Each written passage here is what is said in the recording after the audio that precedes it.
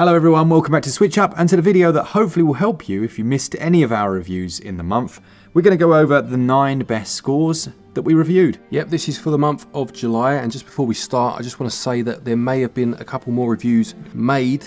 It is the summer holidays and people going on holiday and what have you, so we need to record this a bit earlier.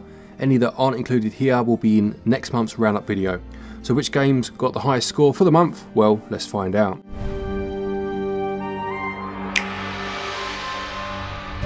Starting off in 9th place then, and to be honest, when this game is your worst of the month, you've had a good month because this is a good game. We had Tokyo Xanadu EX Plus. This is from Falcom, who also made the Legend of Heroes series as well as Ys, and this is slightly different to their usual fare.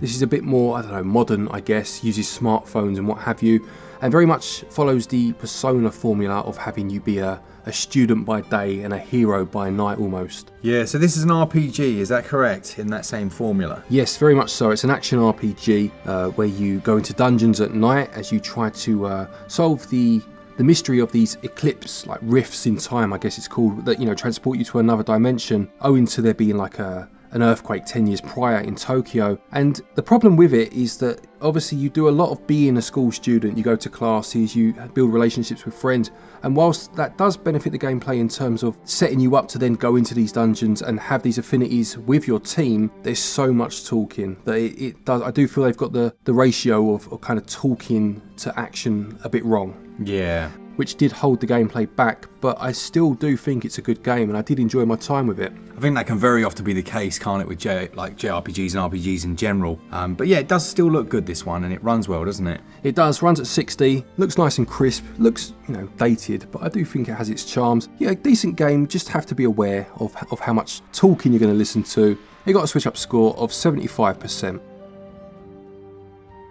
Next up, we've got, in 8th place, Luigi's Mansion 2 HD. Yeah, this of course first released on the 3DS, and this HD remaster brings what is a good game again over to the Switch. And much like the previous entry on this list, I just feel that it's a bit stop-start for me, this one, in terms of its action. Obviously, the 3DS was a portable console, as is the Switch if you use it that way, but because of that, they made the missions much shorter in this version of the game. You're interrupted by, what's his name, Professor Egad, constantly, and he started to get on my nerves, to be honest, kept phoning me up all the time. Is that what he does? Yeah, he does, he keeps ringing you. What, on a mobile? Oh no, like a DS, you've got a DS and you communicate with him, but every 2 minutes, it's like, listen, Professor.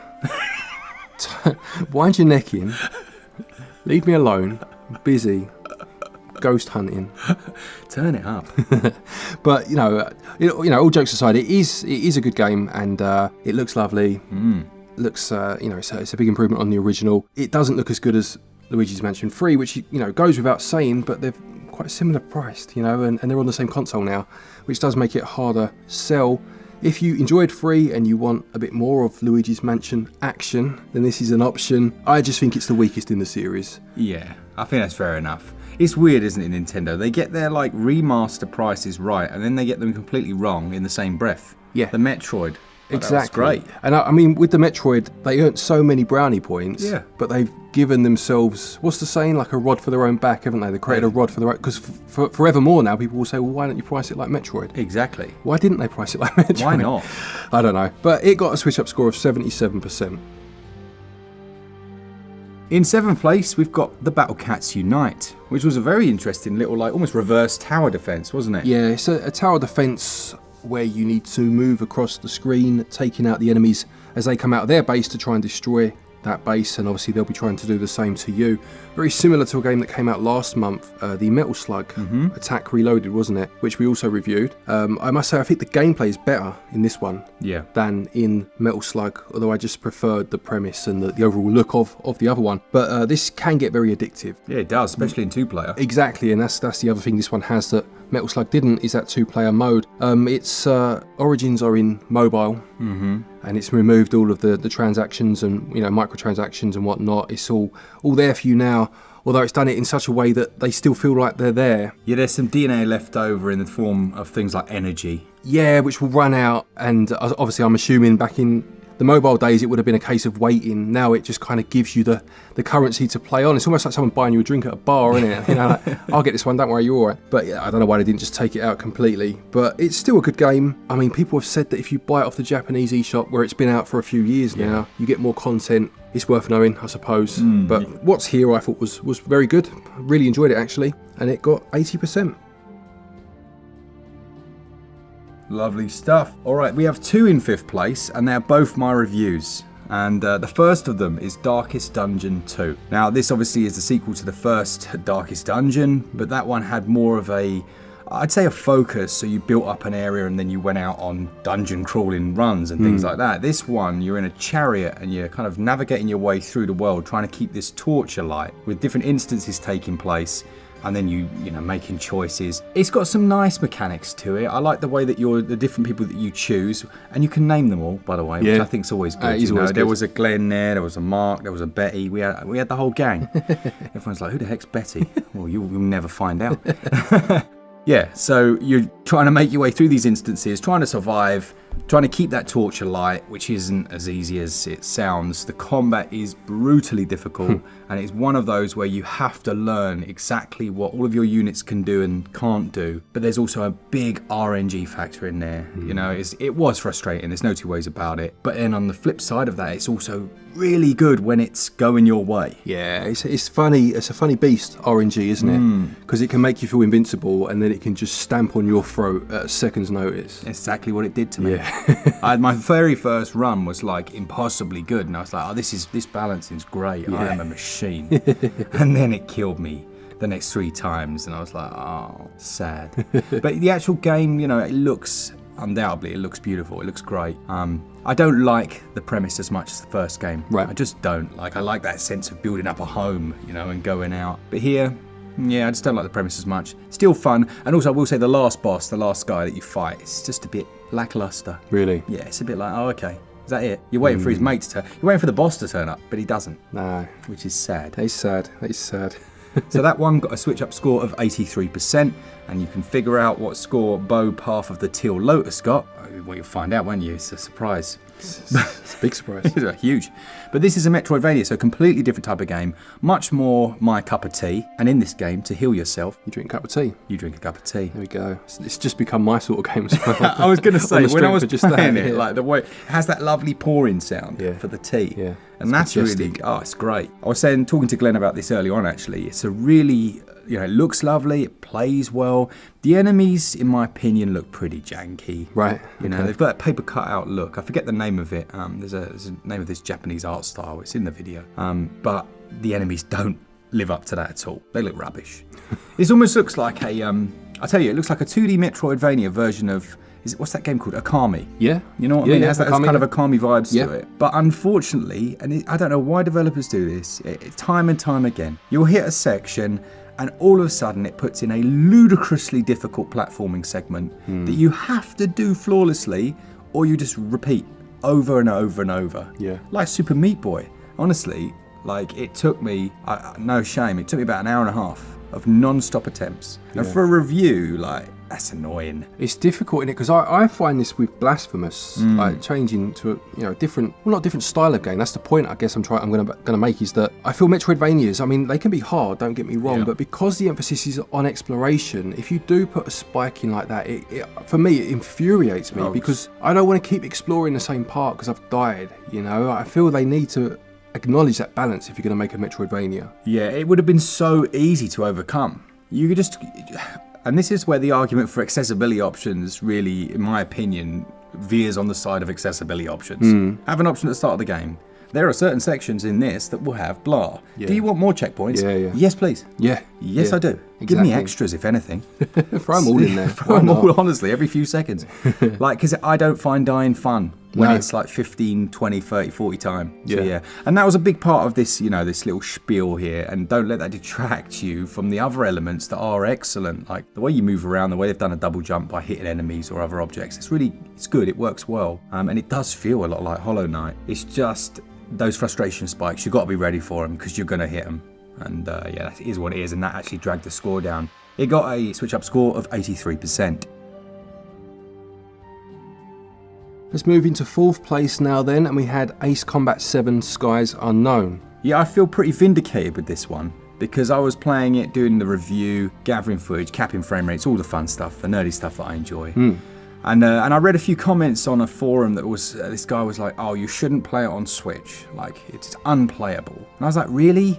It's 30 frames per second. Like, it looks decent. It runs well. Oh, no, it's terrible. Okay. And then they basically, like, alluded to this reviewer that reviewed it saying it was pretty bad. Okay. And you know when you kind of like, you know you've played it. You know it was good. Yeah. You're like, are you sure? Yeah. So anyway, I see a Digital Foundry video pop up today and they're like, this is one of the best ports we've ever had on Switch. Yeah. Incredibly impressive. And that's exactly what my experience was. Yeah. So, you know, reading these other things, I was like, I'm not sure. Am I going mad? Or Yeah, what? it does happen sometimes. I remember the Contra game that came out recently.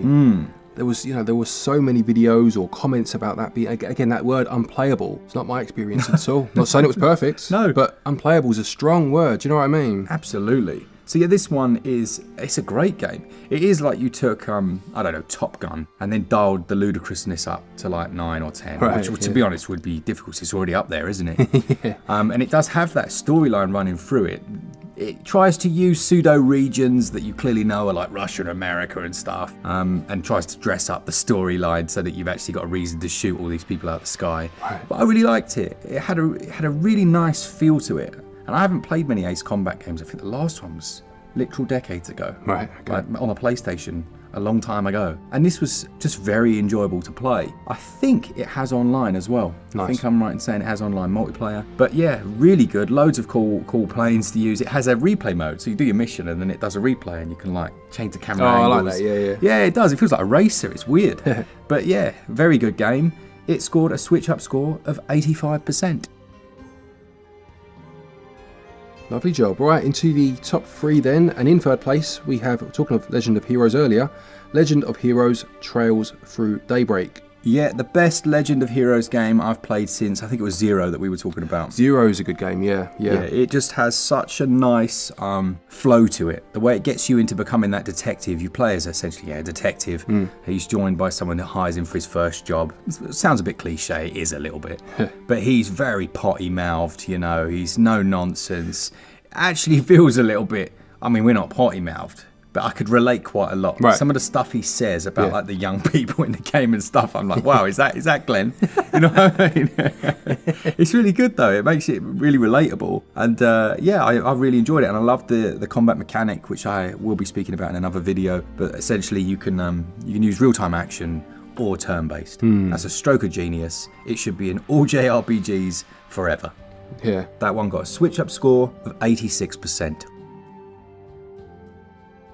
In 2nd place then, we had, maybe a surprise, I don't know, Megaton Musashi W Wired. Yeah, I've got a bit of a mech thing. Like you with your Souls-likes on Switch. That's like the first time you've really played Souls-likes. Yeah. That's me with mech games. Right. You know, I've started and played a ton of them now. And it was one of those where you see you get a feeling, don't you? And you see a few videos and you see like, oh, they've got quite a few views there. You think, actually, that sounds decent. And this was, I think it was level 5. Am I right in saying it was level 5? Well, you can remove it if I'm wrong. But they're obviously a big developer. And this came out of nowhere, had no marketing at all. And with their previous games, I was like, well, everyone really likes those. I wonder if this is good. So I tried it out as like one of our hidden gem things. Yeah. Quality. Really, really good. Like the combat's fun. I mean, we played a bit together. We played a bit in co-op. Yeah, it was only a couple of levels, Yeah. but certainly enough to know it's a good time. It's really good. I will say actually on that note, the co-op is a bit lame in that regard because it makes it so that you both have to have progressed to any of the missions you want to do before you can play them, which is lame because I wanted to just play them together. Yeah, that's why we stopped, to be honest, because obviously you'd moved on in the story and just said to me, oh, you know, have a go at this. But because I literally just started the game, it wouldn't let me join in, which, you know, we're used to things like Monster Hunter where there's no such thing. You can just help each other out and help pull each other up, and that was a shame, but doesn't take away from the core gameplay, which was still very good. It's a very good game, and then it has those like RPG story sections, like that 13 Sentinels game. Very much has the same feel, but much better combat. Yeah. And lots of modifications. That one got the second highest score of the month, 88%. And then into 1st place for the month, we had Teenage Mutant Ninja Turtles Splintered Fate, which, I'll be honest, as much as I loved the Turtles, I wasn't expecting it to be as good as it was. It's essentially a Turtles, version of Hades. It's a roguelite where you'll go on runs, like room-based runs where you need to clear out all enemies, making your way through each level, fighting a boss.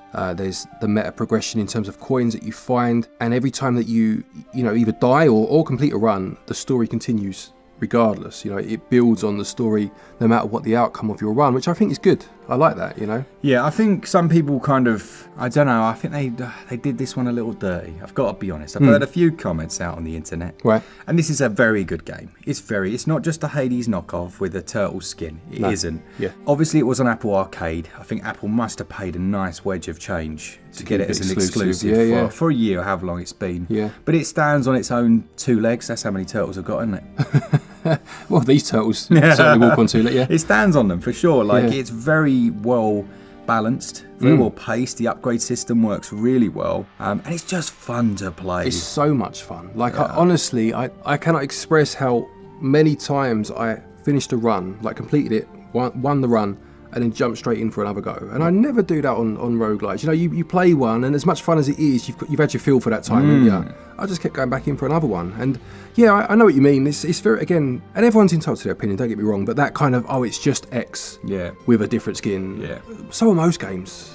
Let's be honest. Do you know what I mean? But as you say, the balancing is bang on. Yeah. It's absolutely spot on. It's very skill based, with some elements of RNG in terms of what power-ups you get, but it's never a case of 2 levels in or a few screens in, this is terrible, I haven't got enough here, I might as well start again. You can still go and you can still win if you're good enough, and that's what makes it such a good game.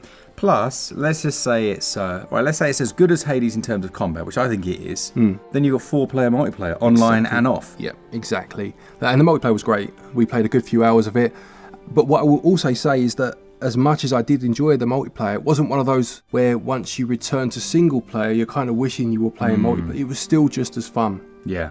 I thought it was amazing. I thought it was great. And the only thing I can say is, there are only 4 levels. It would have been nice to have a few more, and you kind of alternate your path. Yeah.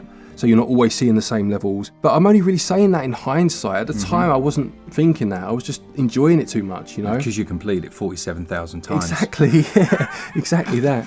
So yeah, maybe that, and consider that with the price if you think that's too much for not enough, if that makes sense. But I thought it was amazing. And it got a SwitchUp score, highest score for the month of 91%.